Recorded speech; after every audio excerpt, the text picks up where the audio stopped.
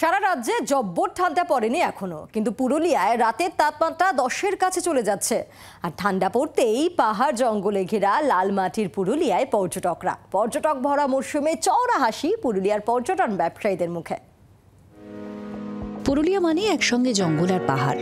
অযোধ্যা পাহাড় তো বটেই, আরও নানা স্থান জনপ্রিয় পর্যটকদের কাছে। পাহাড়ের upper dam, lower dam, marble lake, Usul Dungri, পাখি পাহাড় সহ বিভিন্ন পর্যটন স্থলে ভিড় জমাচ্ছেন পর্যটকরা। এই নেচারটা একটা শান্ত, একটা সুন্দর পরিবেশ, এখানকার মানুষজন, এখানকার লোকালয় বেশ দারুণ। পর্যটনের উপর পুরুলিয়ার অর্থনীতির চাকা ঘোরে, রোজগার বাড়ে পর্যটনের সঙ্গে যুক্তদের। ফলে হোটেল মালিক থেকে গাড়ি চালক সবাই খুশি পর্যটকের ভিড়ে।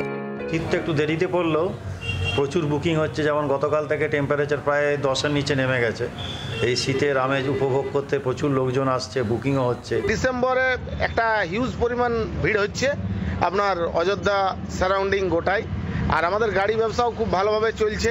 হ্যাঁ, আশা করি এইটা আপনার দোল পর্যন্ত চলবে একদম। পর্যটকদের সুরক্ষায় প্রশাসনের বাড়তি নজরও আছে। প্রত্যেক পর্যটন স্থলে পুলিশ মোতায়েন করা হয়েছে। এদিকে স্থানীয়দের উপার্জন বৃদ্ধিতেও সরকার পাশে দাঁড়িয়েছে।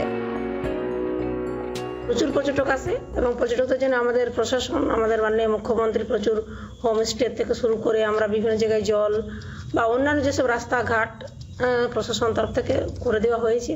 ভ্রমণ প্রিয় মানুষের কাছে মন কাড়া পুরুলিয়া। পর্যটকদের পায়ে পায়েই লক্ষ্মী ঢুকছে পুরুলিয়ার পর্যটনে।